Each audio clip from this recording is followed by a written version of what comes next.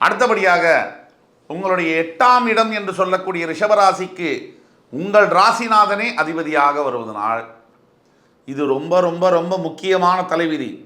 துலாம் ராசி நேயர்களே, உங்களுடைய ஆயுள் காலத்தை நீங்கள் தீர்மானிக்க முடியும். இது தெய்வத்துடைய விதி. இது தெய்வம் உங்களுக்கு கொடுத்த சக்தி. உங்களுடைய ஆயுள் காலத்தை நீங்கள் தீர்மானிக்க முடியும். எப்படி சொல்றோம்? உங்கள் ராசிநாதனே உங்கள் ஆயுள் ஸ்தானத்துக்கு அதிபதியாக வருவதனால் நீங்கள் நினைத்த வருடங்களுக்கு வாழ முடியும். சராசரியாக துலாம் ராசியில் பிறந்தவர்கள் 65லேருந்து 75 வயசு ரொம்ப நார்மலாக வாழ முடியும். இதுக்கும் கம்மியாக நீங்கள் ஏதாவது வியாதிகளை டெவலப் பண்ணியிருக்கீங்க அப்படின்னா உங்களுடைய பிறப்பு ஜாதகத்தில் இருக்கக்கூடிய பாயிண்ட்ஸாக தான் இருக்கணுமே தவிர இயற்கையில் ஜென்ரல் பொதுவாக உங்களுக்கு வரக்கூடியதாக அந்த மாதிரியான விஷயங்களாக இருக்க முடியாது. அதற்கு அடுத்தபடியாக துலாம் ராசி நேயர்களுக்கு 9ஆம் இடம் என்று சொல்லக்கூடிய மிதுன ராசிக்கு புதன் பகவான் அதிபதியாக வரார். அவரே 12ஆம் விரயஸ்தானத்துக்கும் அதிபதியாக வந்து 12இல் உச்சம் பெறுகிறார். இது ரொம்ப முக்கியமான ஒரு இடம். துலாம் ராசி நேயர்களுக்கு எது கிடைத்தாலும் பணமோ பெயரோ புகழோ எந்த வழியில் வந்ததோ அதே வழியில் விரயமாகக்கூடிய வாய்ப்பு என்பது இருக்குன்னா நீங்கள் ஜாகிரதையாக இருக்கணும். வேகமாக வந்தால் நிற்காது, பொறுமையாக வந்தால் நீங்கள் அதை தக்க வச்சுக்கணும். பணம், பேர், புகழ், உறவுகள் எல்லாமே. இன்னொரு தலைவிதியை நான் சொல்ல போகிறேன்.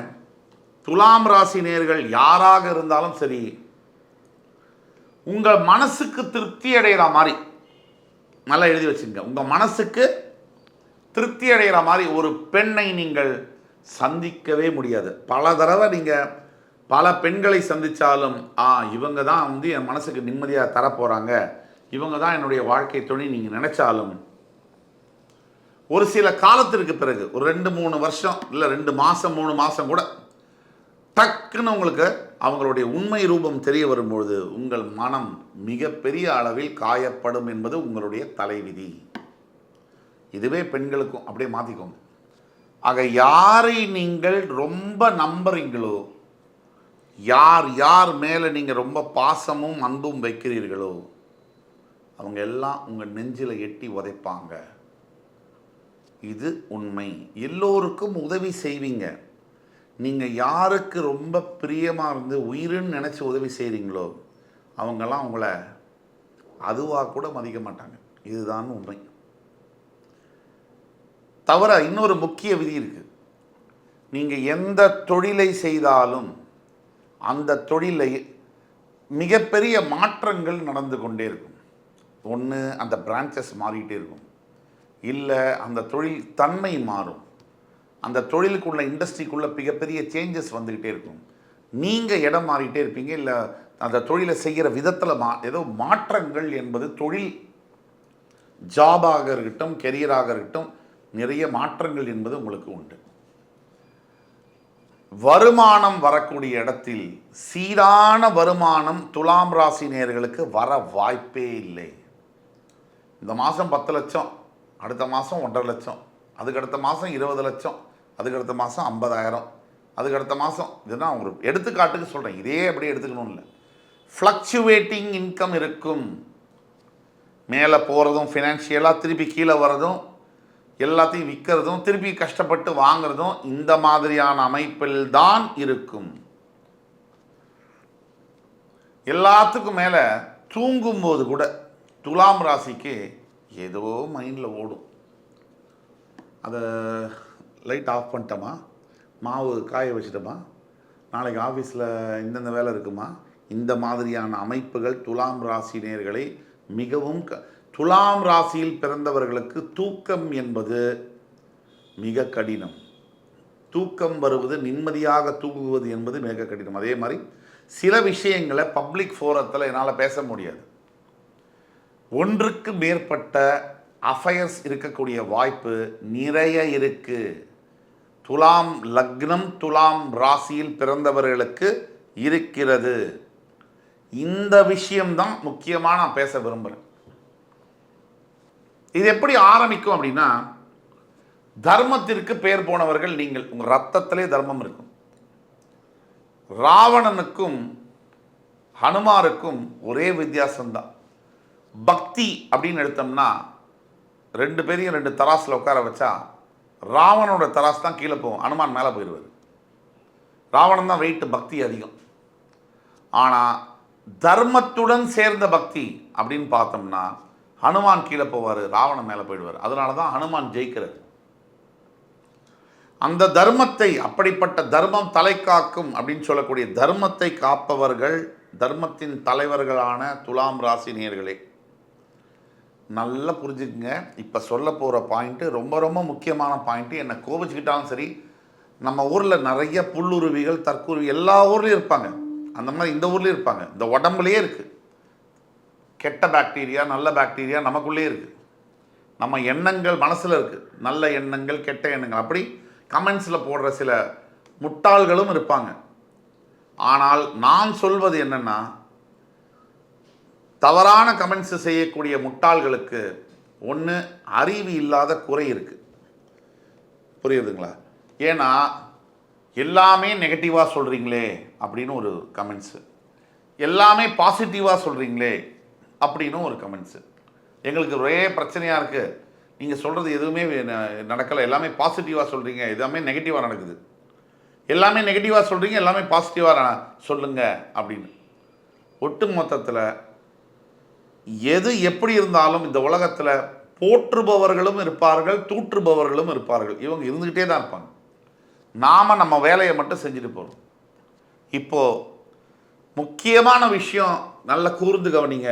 நீங்கள் பிறந்து வயசுக்கு வந்து உங்களுடைய வாழ்க்கையை நல்லபடியாக ஒரு வேலை வாங்கி கல்யாணம் பண்ணி குழந்தை பெற்று போயிட்டுருக்கு. கொஞ்சம் கூட உங்களுக்கு நிம்மதியாக இருக்க விடாத விஷயம் என்னென்னா, நல்லா எல்லாம் போயிட்டுருக்கும் போது சடனாக ஒரு ரிலேஷன்ஷிப் வந்து வரும். அந்த ரிலேஷன்ஷிப் முதல்ல வரும்போது எக்ஸ்கியூஸ் மீ அப்படின்னு சொல்லிட்டு தான் உள்ளே வரும். அது உள்ளே வந்ததுக்கு பிறகு அது வந்து மெதுவாக அப்படியே வந்து உங்கள் சாம்ராஜ்யம் மாதிரி கால் மேலே கால் போட்டு உட்காந்து உங்கள் வாழ்க்கையவே தரமட்டமாக்கி நாசம் பண்ணிட்டு போயிடும். அசிங்கப்படுத்தி, அவமானப்படுத்தி, பணத்தெல்லாம் பிடுங்கி, டென்ஷன் பண்ணி, பிள்ளைங்கள்டேருந்து பிரித்து காலி பண்ணிடும். இதை நான் ஓப்பனாக வெளிப்படையாக சொல்கிறேன். எப்போவுமே துலாம் ராசிக்கு ஒரு டெம்டேஷன் என்பது இருக்கும். அந்த டெம்டேஷன் காரணமாக சற்று கொஞ்சம் நீங்கள் மற்ற ராசிகளாக நிறைய பாதை தவறுனாலும் காப்பாற்றி பொழைச்சிக்குவானுங்க. நீங்கள் சனி பகவான் உங்கள் ராசியில் உச்சம் பெறுவதனால் நீங்கள் கொஞ்சம் கூட பாவம் செய்கிறதுக்கு நீங்கள் முற்பட்டீங்க அப்படின்னா சனி மற்றவங்களுக்கு கொடுக்குற தண்டனையோடு உங்களுக்கு 10 மடங்கு கொடுப்பார். தயவு கூர்ந்து துலாம் ராசினியர்களை இருகரம் கூப்பி கேட்டுக்கொள்வது, இந்த கள்ளத் தொடர்புகள், இந்த 1+1 இந்த மாதிரியான அஃபையர்ஸு, இல்லிசிட் அஃபையர்ஸு, இல்லை ஃப்ரெண்ட்ஸாக தான் இருக்கும், இது எதுவுமே வேண்டாம். உங்களுக்கு ஒத்து வராது. தவறி நீங்கள் அந்த பாதையில் ஒரு ஸ்டெப் எடுத்து வச்சிங்கன்னா கூட உள்ள வேக்யூம் மாதிரி இழுத்துக்கிட்டு உங்களை அப்படியே காலி பண்ணிடும். ஆக உங்களுடைய பிறப்புடைய ரகசியம் இது, ஆண்டவன் எழுதிய விதி இது. இதை ஞாபகத்தில் வைத்துக் கொள்ளுங்கள். உங்களுக்கென்று அழகான மனைவி, அழகான குடும்பம். அழகு என்பது பார்ப்பதில் இல்லை, அழகு என்பது நம்முடைய புரிதலில் இருக்கிறது, நம்ம நடத்தையில் இருக்குது. அதை நீங்கள் மனசில் வச்சுக்கிட்டு செயல்படுங்க. அடுத்தது எதை எதிர்பார்க்கலாம்?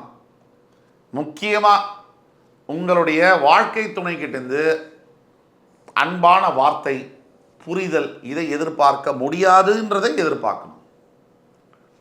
2, எதை எதிர்பார்க்கலாம்? உங்கள் குழந்தைங்க கடைசி காலத்தில் உங்களை காப்பாற்றுவாங்க அப்படிங்கிறத எதிர்பார்க்க வேண்டாம். எதை எதிர்பார்க்கலாம்? நீங்கள் எந்த தொழிலில் இருந்தாலும், எத்தனை பாவங்கள் செய்திருந்தாலும், ஒரு 55 வயசுக்கு மேலே ஆன்மீகத்தில் உங்களுக்கு மிகப்பெரிய அளவில் ஈடுபாடு வரும் என்பதை எதிர்பார்க்கலாம். எதை எதிர்பார்க்கலாம்? எவ்வளவு கஷ்டம் நீங்கள் சின்ன வயசில் ஏழையாக, பரம ஏழையாக குடிசையில் பிறந்தா கூட உங்களுக்குன்னு சொந்த வீடு நீங்கள் வாங்குவீங்க, செட்டில் ஆவீங்க, லட்சம் கோடி கணக்கில் நீங்கள் சம்பாதிப்பீங்கிறத எதிர்பார்க்கலாம். எதை எதிர்பார்க்கலாம்? உங்களுக்கு வாழ்ந்ததுக்கான ஒரு திருப்தி இருக்கும், நிறைய அனுபவங்கள் இருக்கும். ரிச் எக்ஸ்பீரியன்ஸ் வந்து கிடைக்கும் வாழ்க்கையில். துலாம் ராசிக்கு இது ஆண்டவன் எழுதிய விதி. நிறைய அனுபவங்கள் கிடைக்கும். இதை எதிர்பார்க்கலாம். எதை எதிர்பார்க்கலாம்? ஒரு 65 வயசுக்கு பிறகு மிகப்பெரிய மேஜர் டிசீசஸை எதிர்பார்க்கலாம். 60 வயசுக்கு மேலேயே எதிர்பார்க்கலாம். மற்றவங்களுக்குலாம் 70 வயசில் வரும்னா மேஜர் டிசீசஸ். முதுமை காரணமாக வர ஜென்ரல் டிசீசஸ் இல்லை. அப்போ உடலில் கவனமாக பார்த்துக்கணும். நேரத்துக்கு சாப்பிட்றதுங்கிறது துலாம் ராசிக்கு அது வாய்ப்பே இல்லை.